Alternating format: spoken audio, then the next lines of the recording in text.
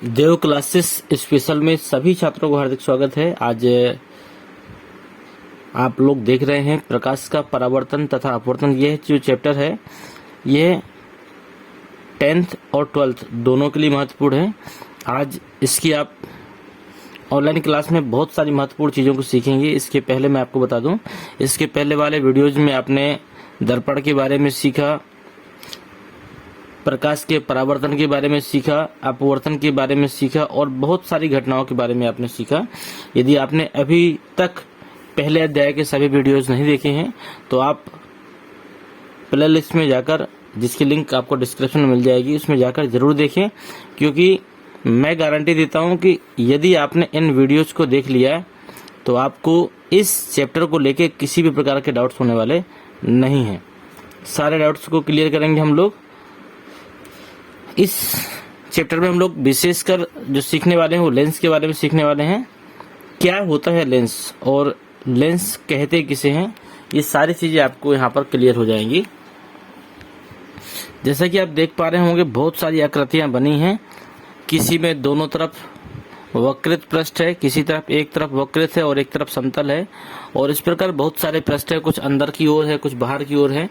तो आप ये कह सकते हैं लेंस और दर्पण में क्या अंतर है, ये तो आप भी जानते हैं कि दर्पण किसे कहते हैं, जिसका एक पृष्ठ पेंट किया हुआ हो या कह सकते हैं पॉलिश किया हुआ हो और दूसरा पृष्ठ उसका परावर्तक हो, उससे हम लोग दर्पण की संज्ञा दे सकते हैं, दर्पण कह सकते हैं। लेकिन लेंस किसे कहते हैं आप भी जानते हैं। लेंस के दोनों पृष्ठ परावर्तक होते हैं, या परावर्तक बोल दिया मैंने, परावर्तक नहीं, पारदर्शी होते हैं। क्योंकि आपने भी देखा होगा जो चश्मे में जो भी कांच यूज होता है उसको हम लोग लेंस कहते हैं। तो आप इसकी परिभाषा इस प्रकार बोल सकते हैं कि दोनों पृष्ठों से घिरा पारदर्शक माध्यम, दोनों पृष्ठों से घिरा पारदर्शक। पारदर्शक किसे कहते हैं आप जानते होंगे। पारदर्शक का अर्थ है जिसके आर पार प्रकाश की मात्रा निकल जाती है, या जो जिसके आर पार प्रकाश जा सके या जिसके आर पार हम लोग देख सकें, वह पारदर्शक वस्तु कहलाती है। तो हम इसमें बोलेंगे दो पृष्ठों से घिरा हुआ पारदर्शक माध्यम, जिसका एक सतह या फिर दोनों सतह या फिर एक सतह वक्रित हो, या जिसकी दोनों सतह वक्रित हो, या फिर ऐसा भी कह सकते हैं जिसकी एक सतह वक्रित हो तो एक सतह समतल हो। इसमें से किसी भी प्रकार की बातें बोल सकते हो। जैसे कि पहले चित्र में आप लोग देख पा रहे हो, ये ऐसा लेंस है जिसके दोनों सतह कैसे हैं, वक्रित है। ये दूसरा ये भी लेंस है, इसमें एक सतह समतल है और एक सतह कैसी है, आपकी उभरी हुई है। इसमें भी देखिए एक सतह आपकी कैसी है, वक्रित है, दूसरी सतह आपकी समतल है। तो आप कह सकते हो कि दोनों पृष्ठों से घिरा पारदर्शक माध्यम जिसका एक या दोनों सतह कैसी हो, वक्रित हो, क्या कहलाता है, लेंस कहलाता है। लेंस की परिभाषा क्लियर हो गई होगी। अब लेंस के प्रकार की बात हम लोग कर लेते हैं कि लेंस के प्रकार किसे कहते हैं। तो लेंस देखिए कितने प्रकार के होते हैं। लेंस दो प्रकार के होते हैं, एक होता है आपका उत्तल लेंस और एक होता है आपका अवतल लेंस। तो उत्तल लेंस और अवतल लेंस की आप पहचान किस प्रकार करेंगे, तो परिभाषा देख सकते हैं आप। परिभाषा के पहले नीचे चित्र देख लीजिए।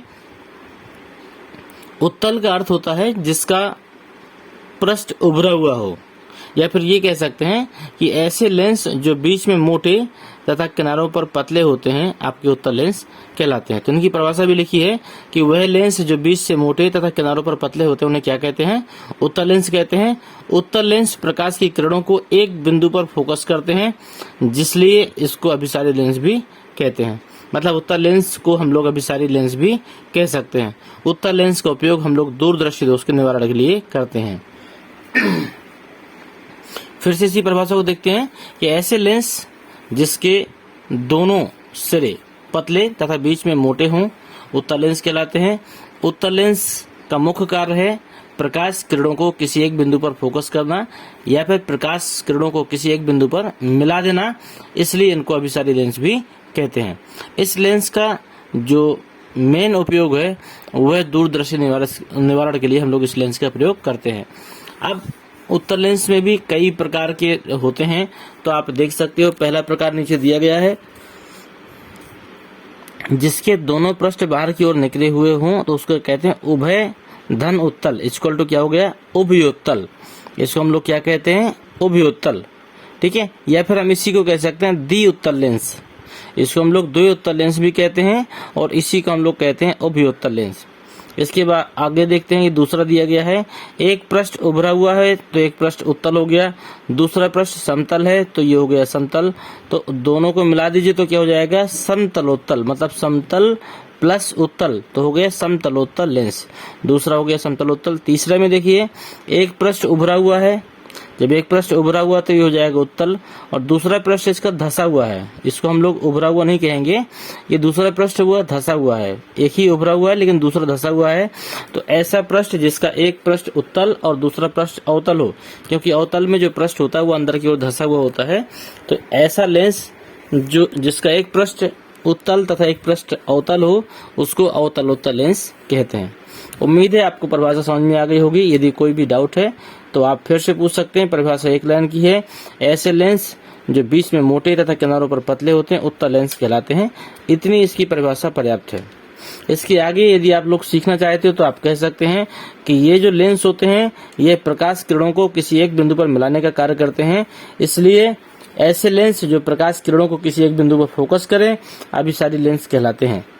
इस लेंस का उपयोग दूरदर्शी दोष के निवारण के लिए किया जाता है। उम्मीद है कि यदि आपने इस परिभाषा को पूरी सुना है तो आपको याद जरूर हो गया होगा। ध्यान दीजिएगा, किसी भी वीडियो को यदि आप लोग देखते हैं तो यदि आप पूरा देखेंगे उसका बेनिफिट आपको मिलेगा। मैं गारंटी लेता हूं कि इस वीडियो को यदि आप लास्ट तक देखते हैं, इस वीडियो से संबंधित जितने भी चीजें आज आप लोग पढ़ने वाले हैं जीवन में कभी चाह कर भी आप उसे भूल नहीं पाएंगे। जैसा कि मैंने कहा है, यह बात हम सिद्ध करके आपको दिखाएंगे।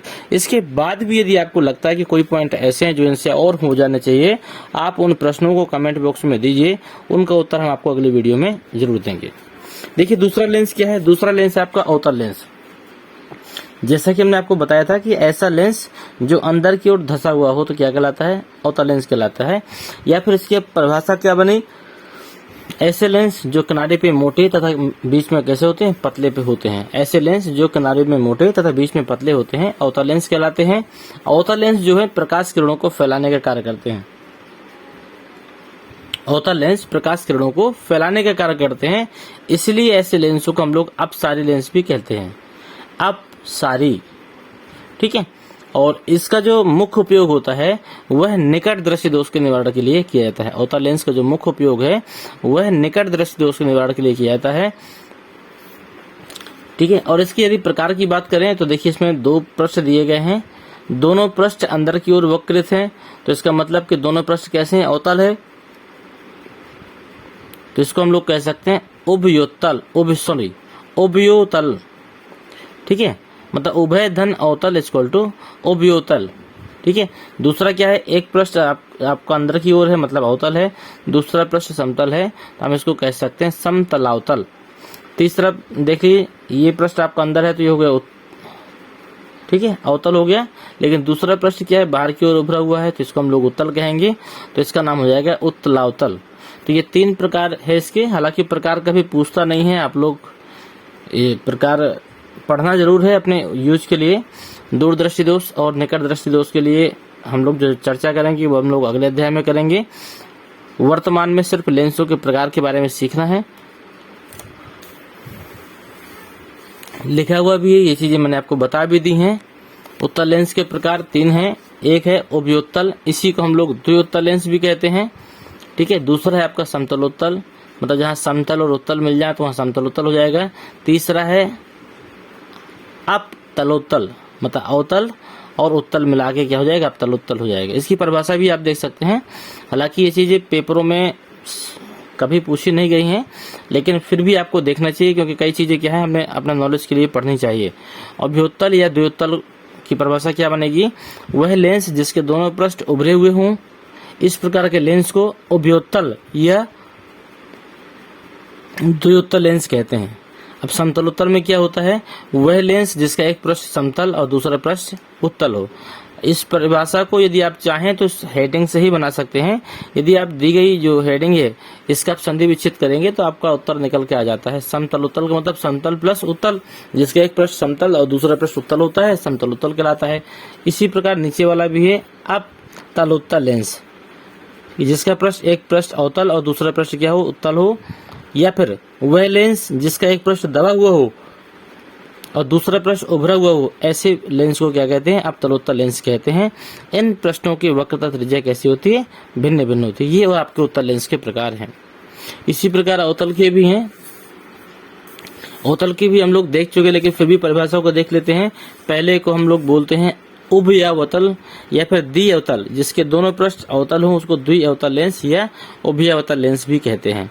दूसरा इसमें समतलावतल, जिसका एक पृष्ठ समतल और दूसरा पृष्ठ अवतल हो उसे हम समतलावतल कहते हैं। तीसरा है अपतलावतल। अपतलावतल लेंस वह लेंस जिसका एक पृष्ठ उत्तल और दूसरा पृष्ठ कैसा हो? अवतल हो, जिसका एक पृष्ठ उभरा हुआ या दूसरा पृष्ठ दबा हुआ हो। इस प्रकार के लेंस को क्या कहते हैं? अपतलावतल लेंस कहते हैं।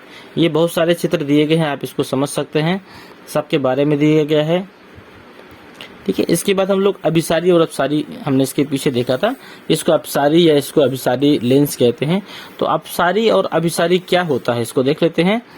तो लिखा हुआ है उत्तल लेंस प्रकाश की किरणों को एक बिंदु पर एकत्रित करता है, जिस कारण उत्तल लेंस को अभिसारी लेंस कहते हैं। पहला चित्र आप लोग देख पा रहे हैं, ये चित्र बना हुआ है, ये वाला पहला वाला।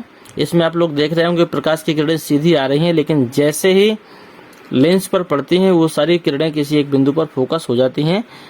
तो आप क्या कह सकते हैं? ऐसा लेंस जो प्रकाश किरणों को किसी एक बिंदु पर फोकस कर दे अपसारी लेंस कहलाता है। इसीलिए हम उत्तल लेंस को अपसारी लेंस कहते हैं। तो अभिसारी का मतलब आप समझ गए होंगे। अभिसारी का मतलब हो जाता है किसी भी एक बिंदु पर फोकस करने वाला क्या कहलाता है? अभिसारी हो जाता है। इसके बाद में ये दूसरा देख लीजिए, वह लेंस जो प्रकाश किरणों को फैलाने का कार्य करता है अपसारी कहलाता है। अभिसारी और अपसारी में ही अंतर है। वह लेंस जो प्रकाश की किरणों को फैलाने का कार्य करता है अपसारी लेंस कहलाता है। इसीलिए हम अवतल लेंस को अपसारी लेंस भी कहते हैं। और भी कुछ लेंस से संबंधित परिभाषाएं हैं, जैसे लेंस का प्रकाशिक केंद्र। यदि लेंस की आपतित किरण तथा निर्गत किरण, प्रकाशीय केंद्र को ध्यान दीजिए, यदि लेंस की आपतित किरण तथा निर्गत किरण परस्पर समांतर हो तो अपवर्तित किरण लेंस की मुख्य अक्ष को जिस बिंदु पर काटती है उसे लेंस का प्रकाशीय केंद्र कहते हैं।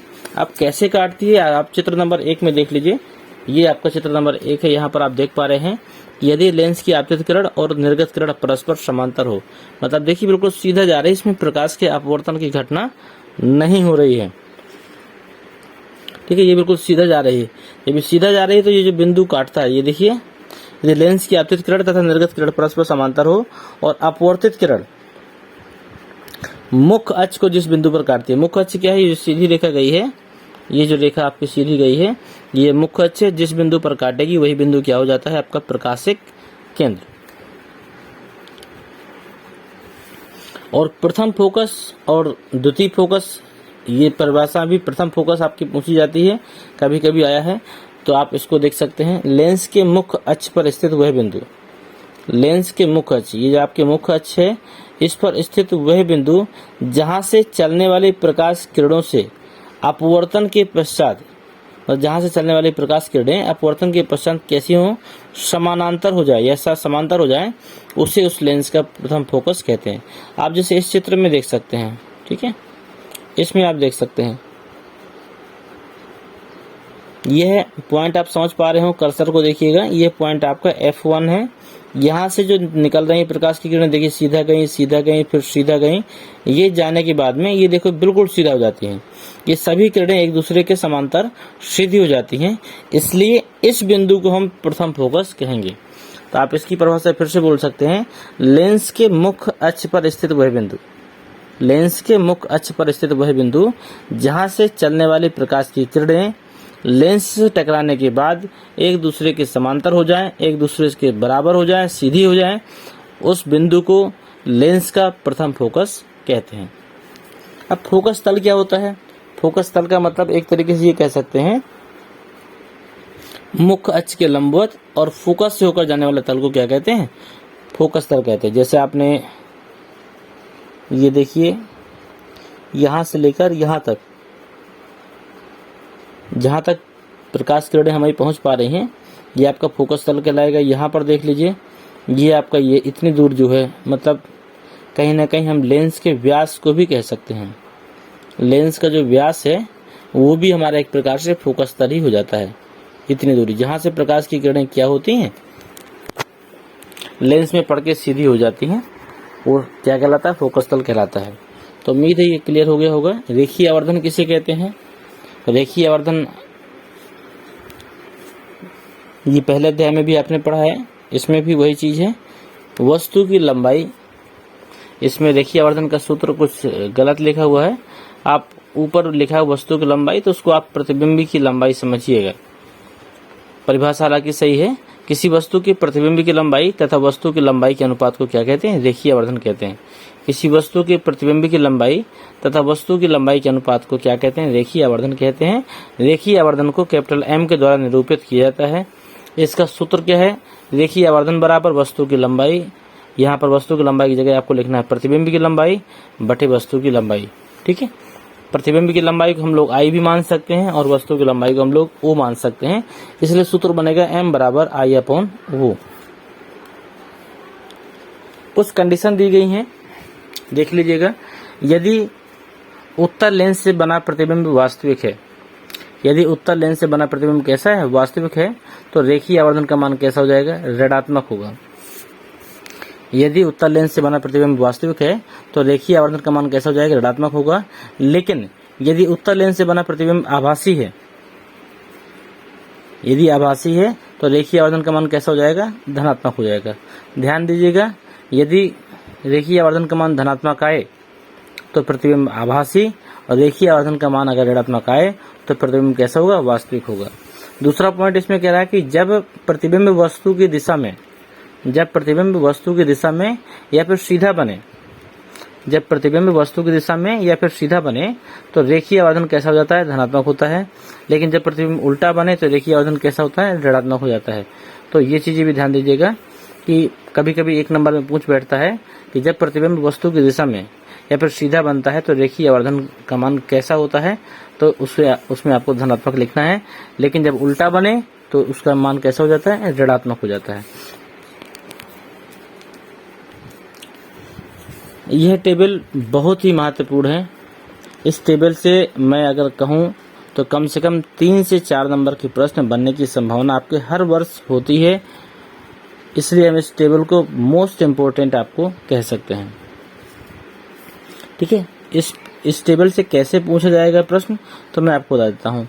यदि प्रश्न आता है, यदि बिंब की स्थिति, मैं पहले आपको बात करूंगा, लिखा हुआ है उत्तल लेंस द्वारा, उत्तल लेंस की बात कर रहे हैं, अवतल की बात हम अभी नहीं करेंगे, पहले हम उत्तल लेंस की बात कर रहे हैं। तो यदि कहता है यदि अनंत पर कोई बिंब का मतलब वस्तु होती है, यदि कोई वस्तु अनंत पर रखी है, यदि कोई वस्तु कहाँ रखी है? अनंत पर रखी है, कोई वस्तु अनंत पर रखी है, तो उत्तल लेंस द्वारा उसके प्रतिबिंब की स्थिति क्या होगी?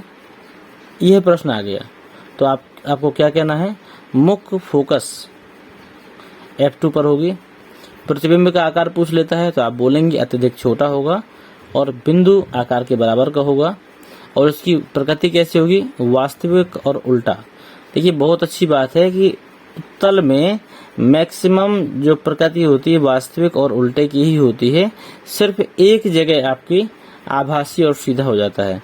तो मात्र एक पॉइंट आपको याद करना पड़ेगा इसमें, आभासी और सीधे वाले का। बाकी सभी जगह अगर प्रतिबिंब की स्थिति पूछे तो वास्तविक और उल्टा होगा। अब दूसरे कंडीशन पे यदि आपसे कभी पूछ लेता है, यदि वस्तु 2f दूरी पर रखी जाए तो उसका प्रतिबिंब कहाँ बनेगा? तो आप कह सकते हो द्वितीय फोकस पर 2f दूरी पे प्रतिबिंब बनेगा। प्रतिबिंब का आकार छोटा होगा और वास्तविक और उल्टा होगा। अगर यहीं पर कह दे यदि वस्तु 2f दूरी पर रखी हो तो उसका प्रतिबिंब कहाँ बनेगा? तो 2f2 दूरी पर बनेगा। ये हम पहले भी बात कर चुके हैं। ठीक है, और समान आकार का होगा, यहाँ पर उसके परे बोल रहा है।